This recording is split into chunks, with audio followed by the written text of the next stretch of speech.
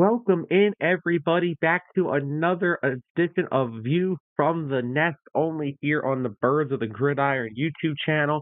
And as always, I am the host of these little videos, Sam Nelson. And of course, go do us that favor always and go hit that subscribe button here on YouTube here at Birds of the Gridiron. You can also go like us over on Facebook at Birds of the Gridiron. And of course, Birds of the Gridiron is always live Monday nights at 5:30 p.m. Eastern Time, bringing you all the latest news, coverage, and talk about the Philadelphia Eagles.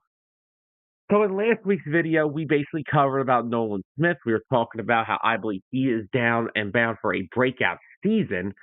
And I believe that was a very fun video to talk about, giving you a little more insight on how I believe Nolan Smith will fare in the 2024 season with the Eagles and under defensive coordinator Vic Fangio.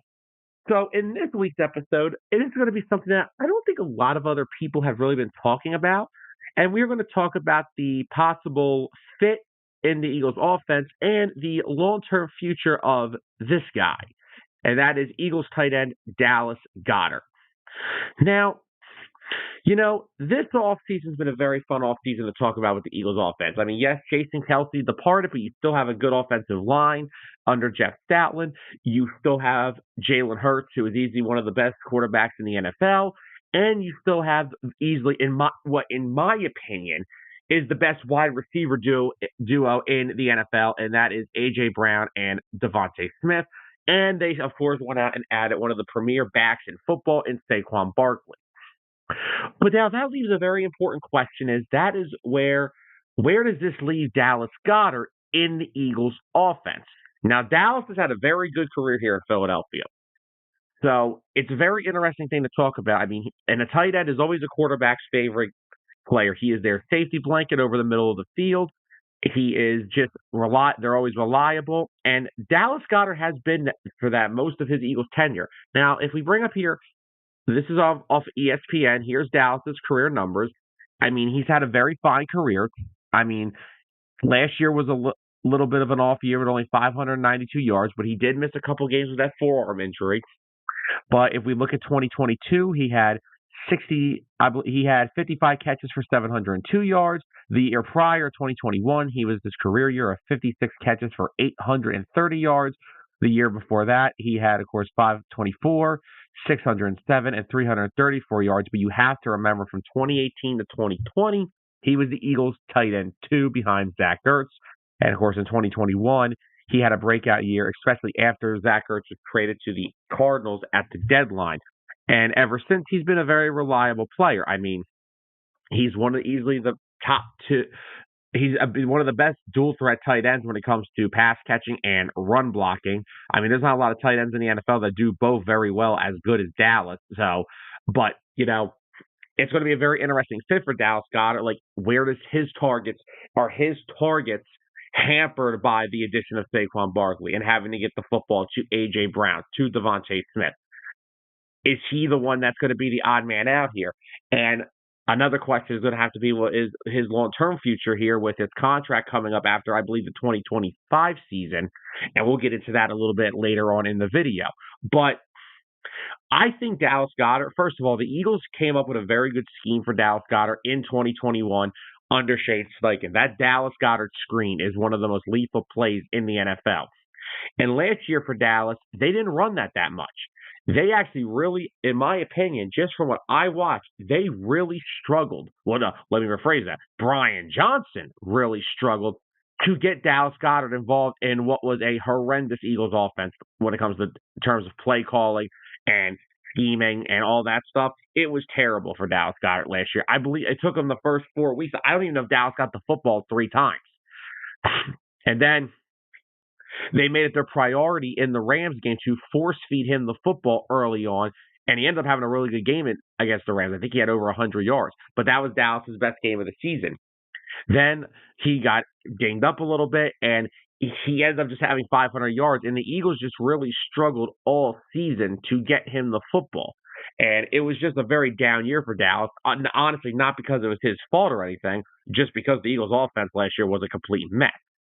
But a lot of people have been asking, where does Dallas Goedert fit in the Eagles' offense? And that's the first thing we're going to attack here in this video. And I have some notes here. And the one thing that people need to understand, Kellen Moore's offense, actually, if you look at it, even with two really good wide receivers and good running backs, it can still cater to tight ends. So the numbers for Kellen Moore's offense with 4 years with Dallas,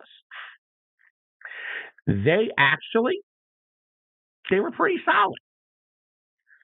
They were actually really pretty solid in terms of tight end production. So if we want to look at something, we're going to look at the last 4 years of Kellen Moore run offenses. So, when it comes to tight ends, and like we said, it definitely is a very interesting thing to look at because, again, the question is of like, where does Dallas Goedert fit? So, if we just look at 2019, the Cowboys had a really good duo tight end tandem that year. Blake Jarwin actually had a really good year for the Cowboys in 2019. He had 31 catches for 365 yards and 3 touchdowns. Now, I know a lot of you are going to say, well, oh, Sam, those are just like meh numbers for a tight end. Those are meh numbers for a starting tight end. When you're a backup tight end and you catch 31 balls for 365 yards and 3 touchdowns, if you're a backup tight end, that's a pretty good season. And the Eagles really should prioritize a backup tight end soon. Now, if you look at what they have there, Alberto was brought back. He was supposedly known as a really good pass-catching tight end when he was drafted by the Broncos. Does this mean Grant Calcaterra is going to get more playing time and more production? Is C.J. Uzomah going to be that guy? Uzomah's had solid years in the NFL before. Not sure what that's going to bring him now. But back to the 2019 here, and Jason Witten, which I believe was his final year in Dallas before he went to the Raiders, he caught 63 balls that year for 529 yards and 4 touchdowns. So the tight end position that year for the Cowboys had 90 combined catches, almost 900 yards, and 7 touchdowns if you combine the two. So those are really good numbers. Then, in the final 3 years that Kellen was in Dallas, this is when the Dalton Schultz show took over. Dalton in 2020 had 63 catches for 615 yards and 4 touchdowns. And that was his first breakout season. Then Dalton Schultz had what people will call a career season in 2021 with 78 catches and 808 yards and 8 touchdowns. And then his final year in Dallas before he signed, of course, on with the Texans in 2022, he had 57 catches for 577 yards and 5 touchdowns. And then if you go here, I'm going to look on my phone real quick. If you go back to the Chargers last year, now, one thing again I said, the Chargers last year were beat up. They were dinged up, banged up, and whatever else you could think of.